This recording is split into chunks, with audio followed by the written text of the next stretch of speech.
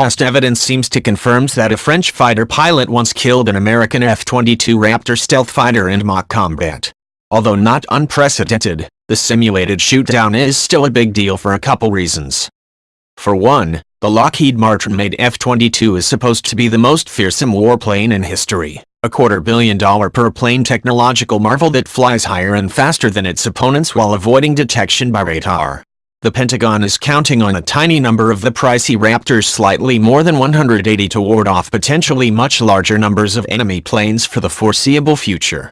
Every mock dogfight the F-22 loses undermines the Pentagon's plans for air dominance.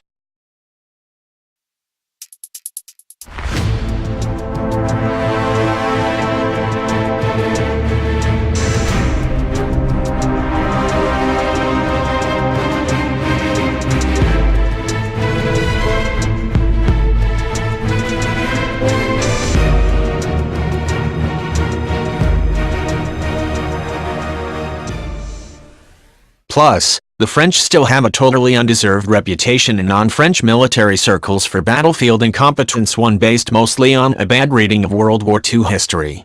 That a French pilot could defeat an F-22 speaks volumes about the Raptor's limitations, and about French air combat prowess 7 decades after Paris' surrender to Nazi Germany.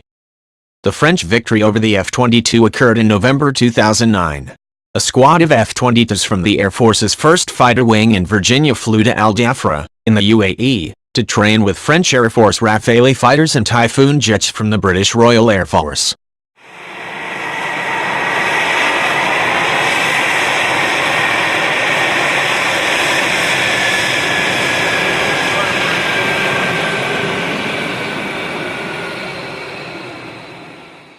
The following month, the French Ministry of Defense released video captures from a Rafale's forward-facing camera showing an F-22 in a disadvantageous dogfighting position, implying the French plane had won at least one round of pretend fighting.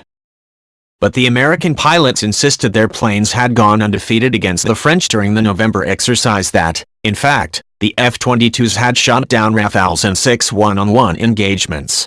5 other simulated battles ended in draws, the Americans said. The U.S. pilots copped just one loss in the war game, an F-22 defeated by a Mirage 2000 flown by an Emirati aviator.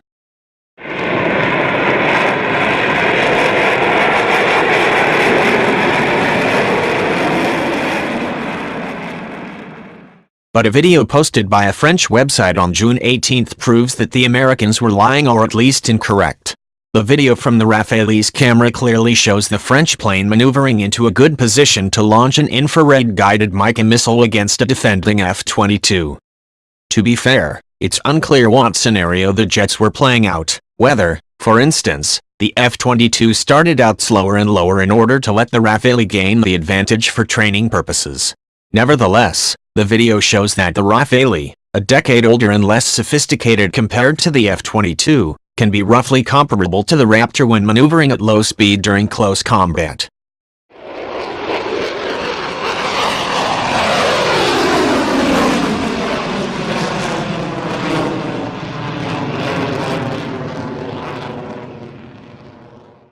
Even before the Emirati and French wins in 2009, the Americans knew the F-22 could be beaten, although they rarely mention this uncomfortable fact.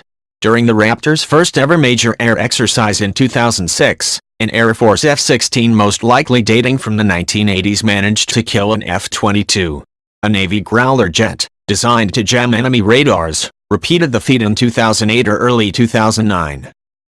No matter how magical the F-22, any pilot can make a mistake, admitted Lieutenant Carl Dirk Smith, a Raptor squadron commander. And the 2009 war game would not be the last to result in dead Raptors. In June 2012, a contingent of German pilots, flying the same new Typhoon fighters as the British, figured out the best tactics for shooting down the F-22.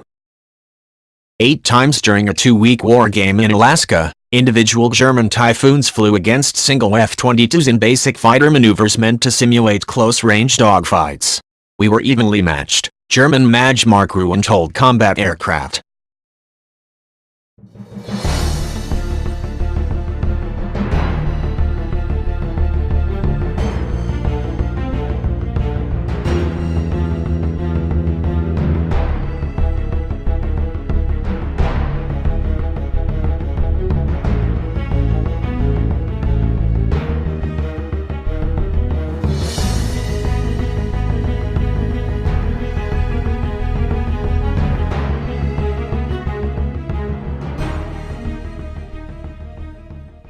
The key, Gruen said, was to get as close as possible to the powerful F-22, and stay there. They didn't expect us to turn so aggressively. Gruen said the Raptor excels at fighting from beyond visual range with its high speed and altitude, high-tech radar and long-range missiles. But in a slower, close-tangle what pilots call a merge, the heavier F-22 is at a disadvantage. As soon as you get to the merge, the Typhoon doesn't necessarily have to fear the F-22, Gruen said. Neither does the 30-year-old American F-16, a Navy jamming plane, or the 1990s vintage Rafale flown by a Frenchman. The worrying implication, of course, is that Chinese, Russian and other rival planes also need not worry about America's main jet fighter.